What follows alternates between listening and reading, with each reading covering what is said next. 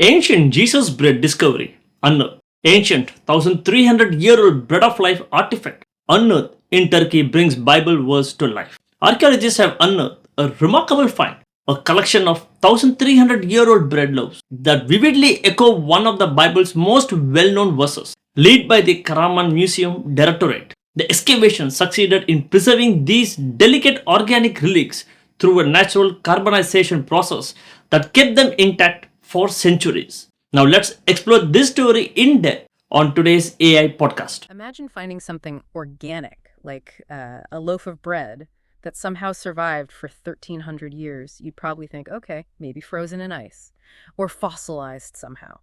Well, today we're talking about pretty much exactly that. Physical sustenance, food that has just defied time. Yeah. Our sources cover this amazing discovery over in Turkey. Yeah, a whole cache of 5 loaves of bread. Carbonized, right? From the Byzantine era. That's it. Found at an ancient site called Topraktepe.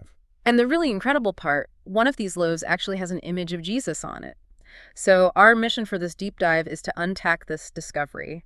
It's just so fragile, found at this place that used to be called Eirenopolis, the city of peace, and figure out how this single piece of, well, bread, gives us this incredibly rare, tangible look into early Christian life.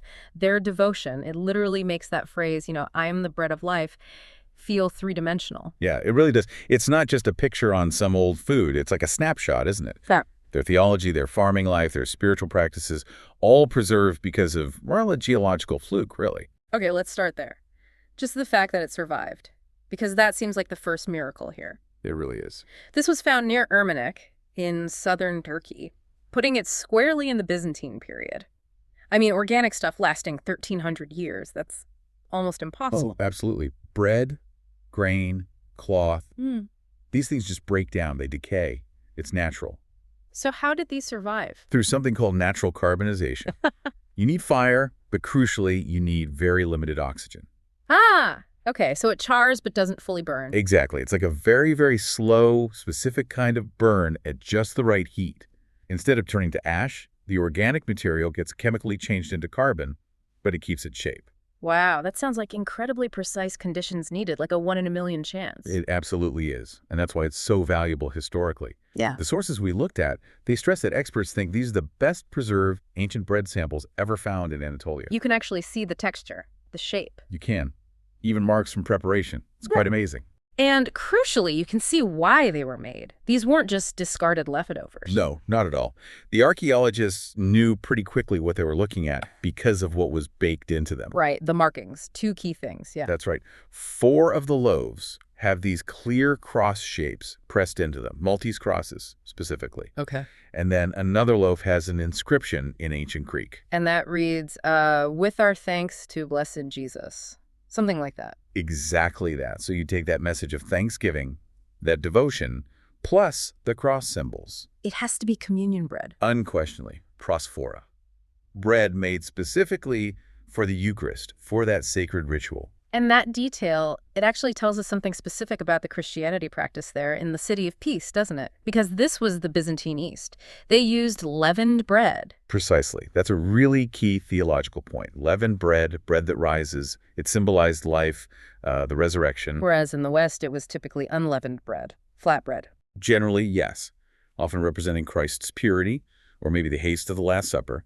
So this one physically shows that difference, that theological distinction between East and West Christianity 1,300 years ago. That's amazing. All that history baked into a single fragile piece of carbonized dough. It really is. The bread itself is like a tiny window into their whole belief system. So that context is super helpful. But let's zoom in on that main image, the one with Jesus, because that's where it gets really unique, doesn't it? The sower Jesus. Yes. This is the absolute heart of the discovery, and it kind of shakes up what we think about early Christian art. How so? Well, the image shows Christ as a humble sower, scattering seeds in a field. This is completely different from the dominant image of Christ in the Byzantine world at the time. Which was the Pantocrator. Exactly. The Pantocrator, the ruler of all. Think of those iconic images. Christ looking straight out, very stern, maybe a bit intimidating, holding the Gospels. He's powerful, divine, maybe a little distant. A heavenly ruler. Right. Imposing. But this is Christ down in the dirt, essentially, doing physical work. What would that have meant to the people in Eirenopolis seeing that? Oh, I think the impact would be huge. It pulls Christ out of that distant heavenly realm and puts him right into the middle of their everyday lives, their daily grind. Because these were farming communities mostly. Predominantly agrarian, yes. Their whole existence revolved around sowing, reaping, the success of the harvest. So the sower Jesus becomes this powerful symbol. It's about faith, yes, but also about labor and about God's blessing on their agricultural work. So it's like saying their hard work, their struggle with the land was itself holy, validated by Christ being depicted doing the same thing. Exactly. It connects spiritual ideas like planting seeds of faith with the literal physical act of putting seeds in the ground. It's telling the average person, your work matters. It's sacred. Christ understands your toil. Wow. It's this beautiful fusion of devotion and livelihood. Holiness wasn't just for inside the church building. It was part of the everyday fabric of life. I think that connection is the real core insight here. But okay, why did this particular image emerge there? We need to understand the place itself, right? Topraktepe. Right. The site today is Topraktepe, which just means hill of earth. But back then it was known as Eirenopolis. The city of peace. That's quite a name. Any idea why? Was it known for being peaceful? Well, names can be aspirational. Yeah. But Eirenopolis definitely needed peace because it was strategically vital, hugely important. Okay, how so? It was located right on a major trade route, the Anamirium-Masora route. It basically connected the Mediterranean coast with the interior of Anatolia. So lots of goods, lots of people passing through. Which means it was valuable and probably needed defending. You mentioned fortified walls earlier. Exactly.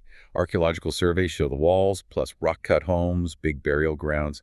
It was clearly a significant regional center for both trade and administration. And that importance extended to religion, too. Absolutely. It became a major bishopric, a center for the church during both the Roman and Byzantine periods.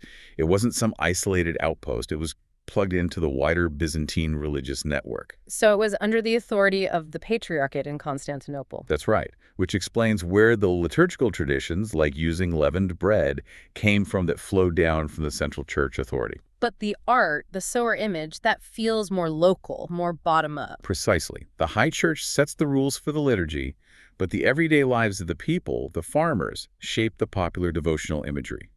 The sower bread is this perfect mix. Official church tradition meets the practical, earthy piety of the local population. Okay, so let's bring it all together.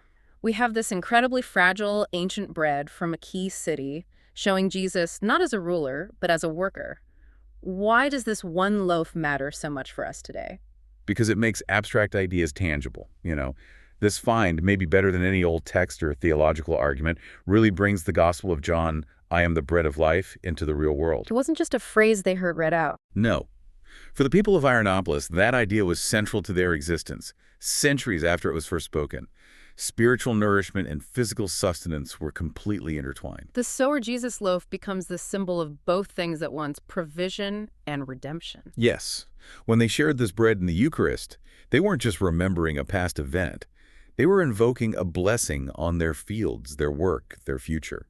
It collapses the distance between salvation and the hard work of sowing and harvesting. So it's really not just about ancient food. It's proof, preserved in carbon, of this deep connection they felt between their faith, their daily labor, and the divine. It shows their lives weren't segmented into church stuff and work stuff. Exactly. And it's a reminder, isn't it, that sometimes the most profound historical insights come from the humblest things never meant to last. This little loaf really does shift how we picture personal faith in the Byzantine world. Which brings us to a final thought, something for you, the listener, to mull over.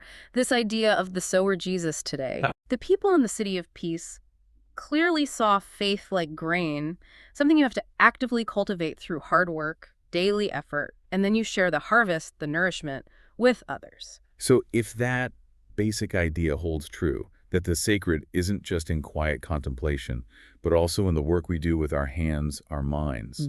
What does the sower Jesus ask of you in your work, whatever field you're in? What seeds are you planting through your own efforts, and how are you sharing that sustenance, that value? Something to think about. Definitely something to chew on. Thanks for joining us for this deep dive. We'll see you next time. Okay, one question for you. Do you think this ancient bread could be the most powerful symbol of faith ever discovered? Don't forget to comment it. Thanks.